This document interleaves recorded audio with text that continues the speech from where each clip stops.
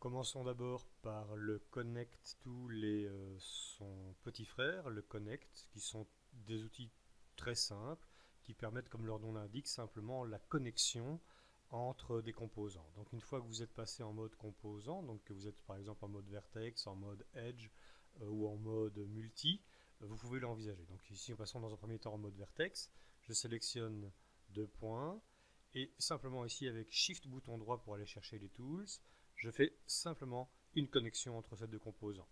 Et hop, j'ai la création d'arêtes.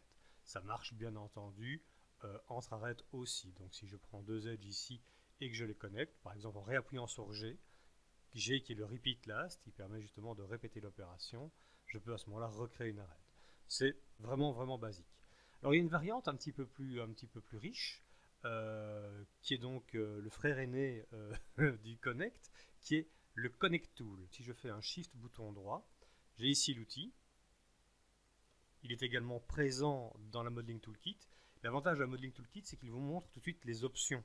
Alors que quand vous l'utilisez en tant que menu contextuel, les options doivent être cherchées un petit peu particulièrement. Je vous montrerai juste après. Mais donc ici, les options, elles sont là. La quantité de segments, le glissement éventuellement des segments et le recentrage ou l'écartement des nouveaux segments. Alors, chaque valeur ici peut être modifiée soit par introduction de valeur. Donc ici, au lieu de 4, je peux par exemple mettre 10. Vous voyez, les futures arêtes apparaissent en vert. Tant que je n'ai pas appuyé sur Enter, ces arêtes-là n'existent pas encore. C'est-à-dire qu'en fait, c'est ces propositions sur base des options qui sont précisées ici. Et tout en entrant des valeurs directement dans les champs, je peux également, une fois que j'ai choisi un champ, par exemple le champ segment, eh bien, je peux modifier cette valeur-là visuellement. Avec le bouton central de la souris, je peux faire défiler la valeur dans un sens ou dans l'autre. Et hop, elle se met à jour à ce moment-là dans le champ. Alors vous allez me dire, ça c'est bizarre, toutes vos arêtes sont connectées ou sont coincées d'un côté. Oui, c'est dû à une des valeurs qui est active pour l'instant, qui est justement le slide. Et donc, si je change d'attribut, donc si je clique sur le slide, je peux à ce moment-là, toujours avec le bouton central, jouer sur le glissement d'un côté ou de l'autre des arêtes. On va en mettre un petit peu moins, on va en mettre par exemple simplement 4. Voilà. Et si je continue à jouer sur le slide, vous voyez que je peux effectivement les faire glisser d'un côté ou de l'autre des arêtes d'origine. La troisième notion, c'est le pinch, qui modifie aussi ce qu'on perçoit pour l'instant, parce que c'est la valeur d'écartement entre les arêtes. Donc si je valide le pinch, et toujours avec le bouton central de la souris, je viens moduler le pinch, vous voyez à ce moment-là qu'elles peuvent s'écarter ou se rapprocher l'une de l'autre. Quand vous estimez que c'est bon, que vous avez le nombre d'arêtes slidées du bon côté avec le bon écartement, il suffit simplement de valider par Enter et les nouvelles arêtes se créent à ce moment-là dans votre maillage. Alors, comme je le disais il y a une seconde, vous n'êtes pas forcément obligé d'aller chercher les options dans la Modeling Toolkit. Vous pouvez le faire, hein, si ça vous convient comme ça au niveau ergonomie, pas de souci pour moi. Mais vous pouvez également le faire par menu contextuel. Donc regardez, je vais simplement retirer les arêtes que je viens de créer. Voilà, avec un CTRL backspace pour faire un remove des arêtes. Je vérifie qu'il n'y a pas de points parasites, mais non, il n'y a que les points d'origine. Et donc je reprends mes deux arêtes, ici. Je vais rechercher le Connect Tool. Donc Shift bouton droit, Connect Tool. Voici. Il garde les préférences qu'il avait au précédent usage, donc avec les valeurs de slide, de pinch et de segments qui étaient précédentes.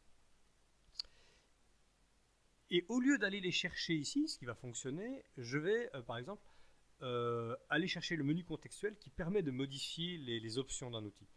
Alors, vous l'avez constaté, chaque fois que je fais par exemple un Shift bouton droit avec le menu contextuel, c'est dans le but d'aller chercher un outil en particulier.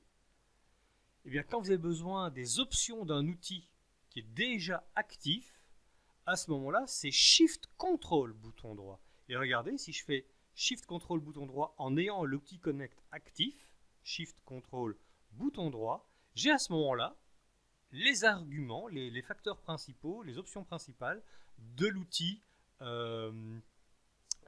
Connect. Donc si par exemple je choisis le mode Slide, eh bien je change automatiquement de champ.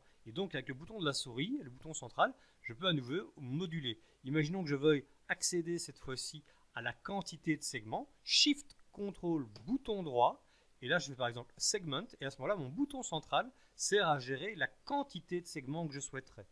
Même chose avec le pinch par exemple, et donc je peux les écarter ou les rapprocher. Et ensuite, si je veux valider, Enter.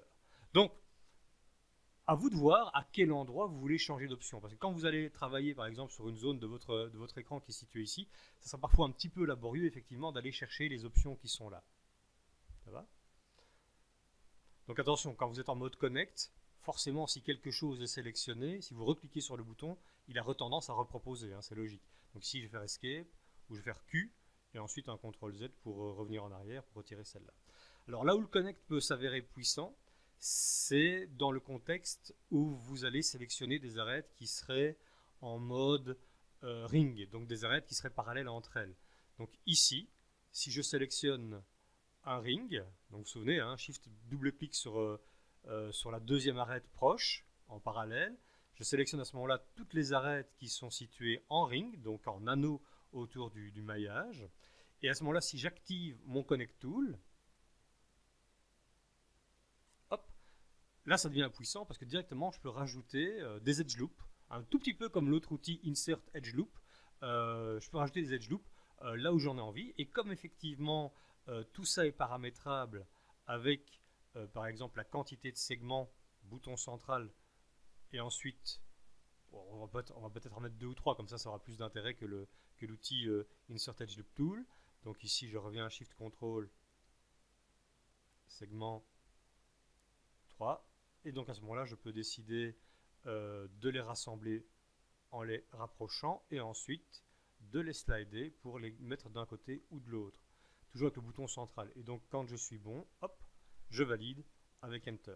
Donc finalement, le Connect peut également créer des segments complets tout autour d'un modèle. Et donc en cela, il peut exécuter la création d'un Insert Edge Loop Tool au même titre que l'outil qui est dévolu à l'origine.